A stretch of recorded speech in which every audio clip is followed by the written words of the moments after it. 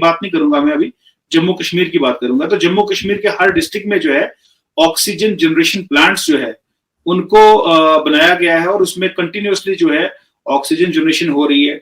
तो fully equipped जो है मेडिकल कॉलेजेस, फुल्ली इक्विप्ड जो है डिस्ट्रिक्ट हॉस्पिटल्स, फुल्ली इक्विप्ड जो है प्राइमरी हेल्थ सेंटर्स, उनको बनाया जा रहा है। और मतलब ये सिर्फ हेल्थ को ही लेकर नहीं है, अगर आप रोड इंफ्रास्ट्रक्चर की बात करें तो बहुत ही, मैं कहता हूं कि अल्फाजों में बयान करना मुश्किल है कि हम देखते हैं कि जम्मू कश्मीर जो है इसका जो टेरेन है काफी माउंटेनियस भी है, बीच में प्लेन्स भी आते हैं, यहाँ पे हिली आता है, स्नोवी रीजन होता है। तो बहुत सारे ऐसे इलाके हैं कि जहाँ पे विंटर्स में जो है वो एक एरिया जो है मेन लैंड के साथ जो है वो कट जाता था, बिकॉज वहां पे बर्फबारी होने की वजह से सड़कें जो है बंद हो जाया करती थी। लेकिन आज बड़ी फख्र के साथ मैं बताना चाहता हूं कि 12,000 करोड़ से भी जायद एक एक टनल्स पे जो है वो खर्च करके जो है बड़े बड़े टनल्स की कंस्ट्रक्शन जो है वो हो भी चुकी है और हो भी रही है, ताकि जो रोड है वो थ्रू आउट द ईयर जो है वो चलती रहे। तो कोई भी ऐसा एरिया, कोई भी ऐसा फील्ड नहीं है जहां पे मोदी सरकार जो है हजारों करोड़ रुपए जो है खर्च करके जम्मू कश्मीर के रेजिडेंट्स की लाइफ को जो है इजी और उनको हर एक बेसिक एमिनिटी और फैसिलिटी प्रोवाइड करने में जो है नाकाम रही हो।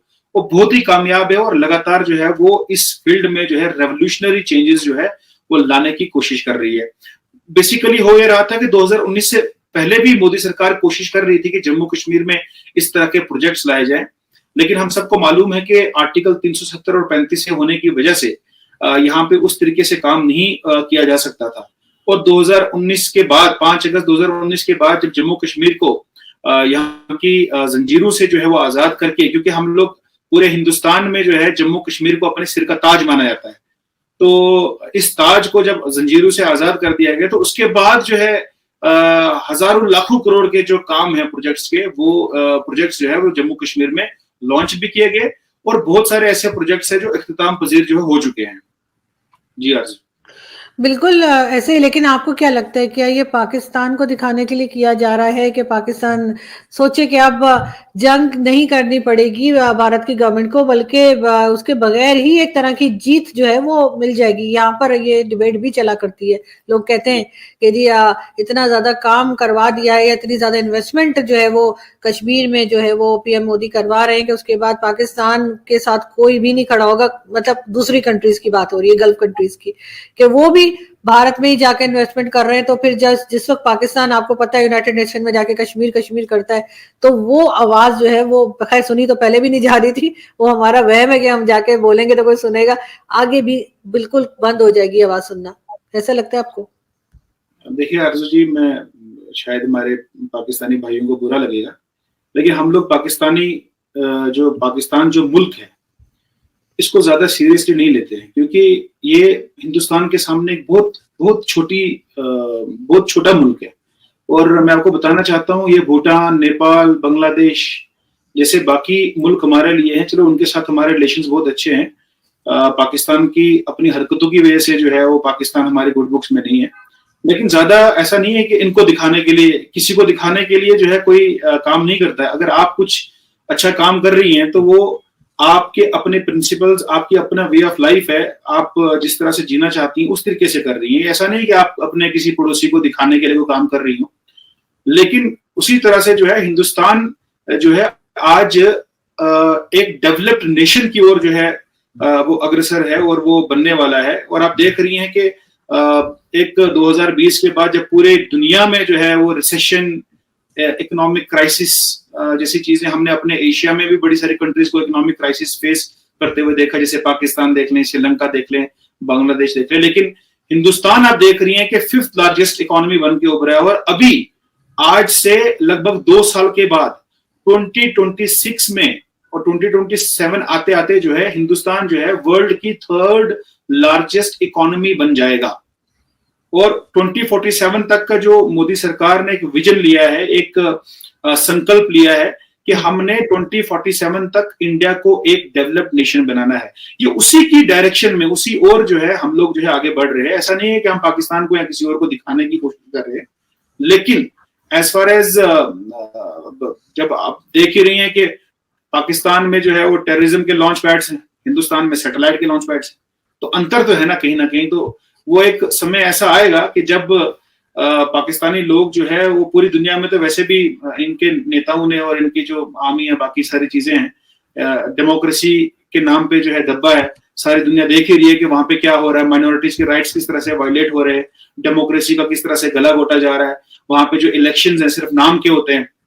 तो वो सब चीजें जो है पूरी दुनिया जानती है कि पाकिस्तान जो एक एज अ कंट्री है, जो खुद को क्लेम करता है एज अ डेमोक्रेटिक कंट्री, तो वो उसकी क्या एक्चुअल में क्या पोजीशन है।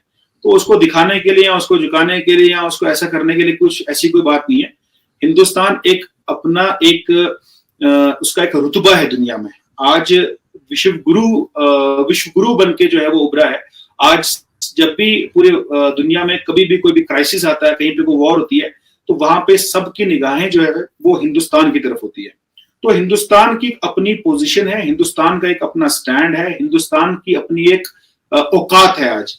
तो जो हमारे जो पड़ोसी मुल्क है पाकिस्तान जैसे, वो मेरे ख्याल से ना तो वो कहीं पे स्टैंड करते हैं, ना तो हम उनको कोई दिखाने की कोशिश कर रहे हैं। हमारा हिंदुस्तान आगे बढ़े, डेवलप्ड नेशन बने और हमारे लोग जो है यहाँ पे एम्पावर हो, इकोनॉमिकली इंडिपेंडेंट हो। तो ये एक विजन है, ये एक मोदी का एक संकल्प है, उसी दिशा में आगे बढ़ रहे हैं। कश्मीरी यूथ को आप क्या कहेंगे? एक जमाने में हमने ये भी देखा था कि कश्मीरी यूथ जो है वो बहुत ज्यादा प्रोटेस्ट कर रही होती थी, या कई तरह की प्रॉब्लम्स जो है वो कश्मीर में दिखाई देती थी। इंटरनेट का भी कहा गया था कि इंटरनेट नहीं चलता, लेकिन ऐसा कुछ नहीं है।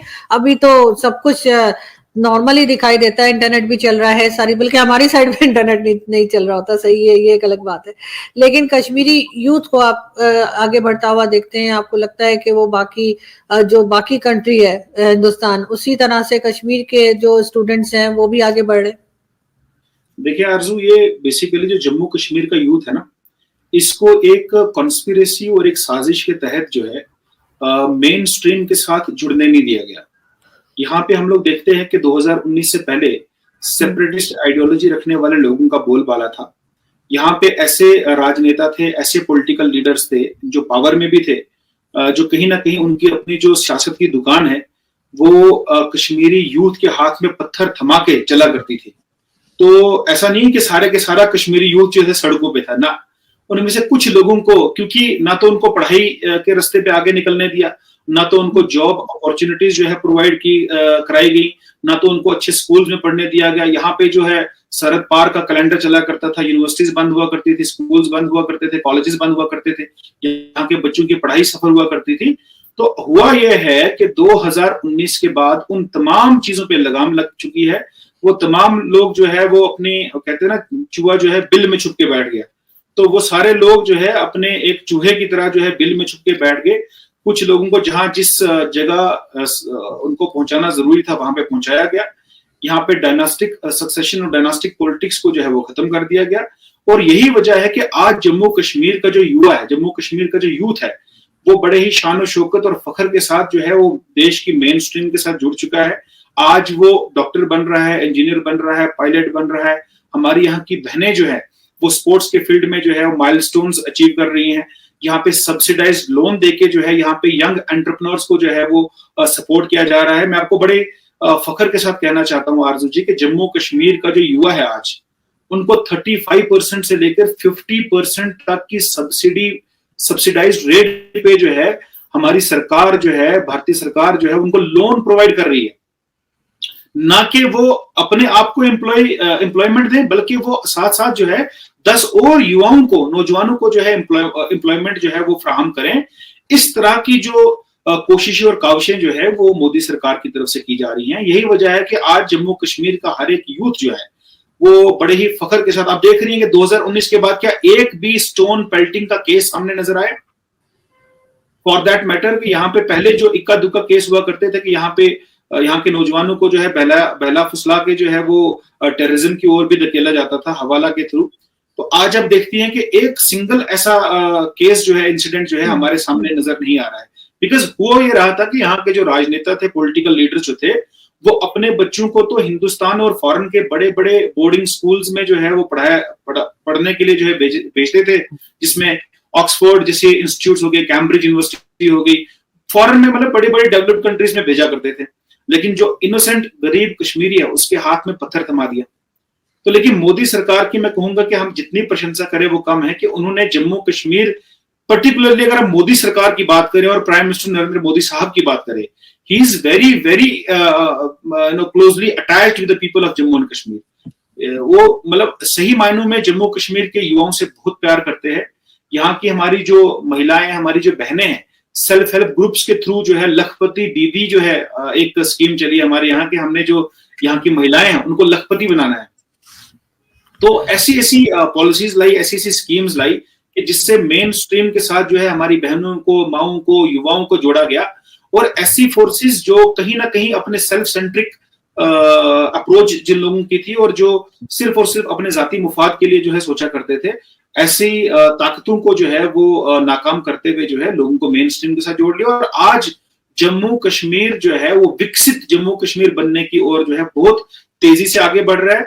आरजू जी स्मार्ट सिटीज की बात करें, एम्स जैसे कॉलेजेस की बात करें, एजुकेशनल इंस्टीट्यूट्स की बात करें जिसमें IITs होगी, IIMs हो गए, मेडिकल कॉलेजेस की बात करें, सब्सिडाइज्ड रेट पे जो है लोगों को लोन फराहम करने की बात करें, यहाँ पे रोड्स की बात करें, टनल्स की बात करें, एयरपोर्ट्स की बात करें, पीस की बात करें और प्रोस्पेरिटी की बात करें, टेररिज्म को खत्म करने की बात करें, करप्शन को खत्म करने की बात करें, तो इसमें पड़ोसी मुल्क पाकिस्तान पिछले कुछ समय से इंटरनेशनल मॉनिटरी फंड यानी IMF की ओर टकटकी लगाए बैठा हुआ है ताकि उसे एक राहत पैकेज मिल सके, जिसके लिए उसने कई जुगत भी लगा दी है।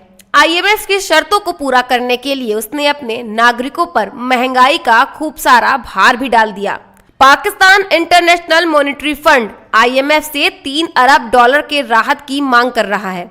इधर भारत सरकार ने जम्मू कश्मीर के डेवलपमेंट के लिए 1.18 लाख करोड़ रुपए का अंतरिम budget Jammu Kashmir interim budget प्रस्तावित कर दिया है। यह बजट पाकिस्तान के लिए IMF के राहत पैकेज से करीब 5 गुना है। जम्मू कश्मीर के विकास के लिए यह बजट एक महत्वपूर्ण भूमिका निभा सकता है। पाकिस्तान 5 फरवरी को कश्मीर सॉलिडेरिटी डे मनाता है। भारत सरकार ने इस दिन जम्मू और कश्मीर के आर्थिक विकास यानी इकोनॉमिक डेवलपमेंट के लिए अंतरिम बजट प्रस्तावित किया। केंद्र शासित प्रदेश जम्मू कश्मीर के लिए भारत का बजट कृषि, ग्रामीण विकास, पर्यटक, स्वास्थ्य देखभाल, शिक्षा और सांस्कृतिक संरक्षण जैसे प्रमुख क्षेत्रों पर फोकस रखता है। इसमें सतत विकास को बढ़ावा देने के लिए बड़ा निवेश का भी ऐलान किया गया है। वित्त मंत्री निर्मला सीतारमण ने बजट का प्रस्ताव रखते हुए कहा कि जम्मू और कश्मीर अगस्त 2019 के सुधारों के बाद से सामाजिक आर्थिक तरक्की पर तेजी से आगे बढ़ रहा है। सरकार इस प्रदेश के लिए समावेशी विकास के रास्ते तलाशने में जुटी हुई है। यहाँ पर पर्यटन के लिए 20 स्थल के इंफ्रास्ट्रक्चर को डेवलप करने का टारगेट रखा गया है। साथ ही पारंपरिक नकली गांव सेटअप के तौर पर भी डिजाइन किया गया है। वहीं कुछ अन्य गांवों को भी डेवलप किया जाना है। दूसरी ओर $3 अरब के राहत पैकेज से IMF ने पाकिस्तान के लिए $70 करोड़ की दूसरी किस्त जनवरी में जारी की थी ताकि पाकिस्तान की आर्थिक स्थिति में कुछ सुधार आ सके। डॉन अखबार की रिपोर्ट के अनुसार IMF ने पाकिस्तान के जुलाई से सितंबर 2023 के दौरान देश के आर्थिक प्रदर्शन की समीक्षा की, जिस आधार पर यह किस्त जारी की गई है। वहीं इससे पहले पहली किस्त $1.2 अरब जुलाई में जारी की गई थी। ऐसे में $3 अरब से पाकिस्तान को $1.9 अरब मिल चुके हैं।